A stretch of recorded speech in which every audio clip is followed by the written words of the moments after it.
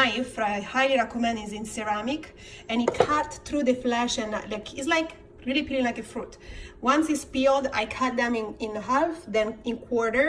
I remove the white part here and the seeds, and I slice them like this, and then cubes them. Then here comes Laudemio, my favorite olive oil.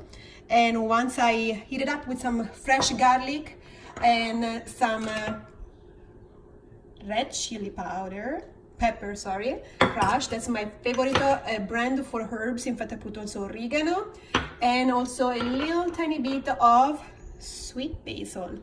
This is actually a very good brand. They have non-GMO, non-ETO, and if you research, ETO means some kind of substance they use in the spice industry, and it's not the best. So use this brand instead. They have organic and non-organic. Some plant are hard to find organic, so I use the conventional one.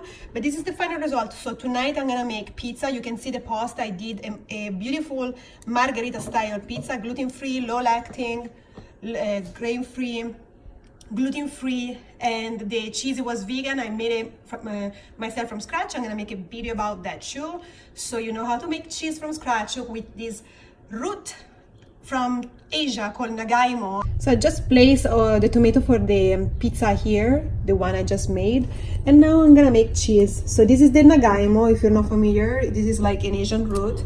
You have to actually cut it and blend it right away, otherwise it became brown, spotted. So I'm gonna blend this in the blender, and then I'm gonna add herbs for taste. I'm shredding some fresh, you see here is a fresh nutmeg, and also I'm gonna add some nutritional yeast by Bragg, white pepper, you just said, so this one, and also garlic powder and sea salt to make the cheese taste like cheesy. Flour by Otto's.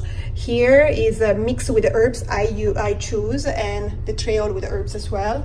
The herbs I put in the blend are marjoram, sumac, which is my absolutely favorite herbs, and I'm gonna put on my Instagram the reason why. It's very high in antioxidant. Thyme, oregano, white pepper, sweet basil, red cayenne, chili flakes, pepper, paprika, garlic, and sage. All mixed up inside this bowl. And now I'm gonna blend the nagaimo from scratch to make the dough with this flour and a little bit of olive oil. That's it. So here I'm mixing the nagaimo made in a cream with the cassava flour for the base of the pizza. So this is the final result with all the herbs, cassava flour and nagaimo, no water, nothing else.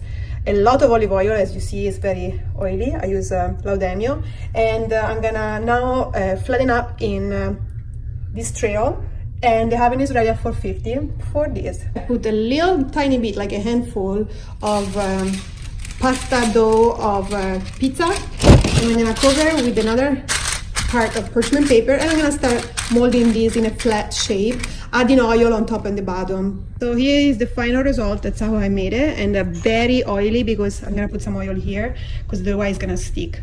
I took off the paper and I put plenty of oil, of course Laudemio, and there is herbs like you saw when I was making the dough. Now I put in the oven at 450 for about 20 minutes, and then I turn around and 20 minutes to the other side. Then I'm gonna put the sauce. Pizza tonight, base is cooking, yes, crunchy. Oh my God, this is so crunchy. And this is one, and this is the other one. Buon appetito. So now I'm gonna try it out.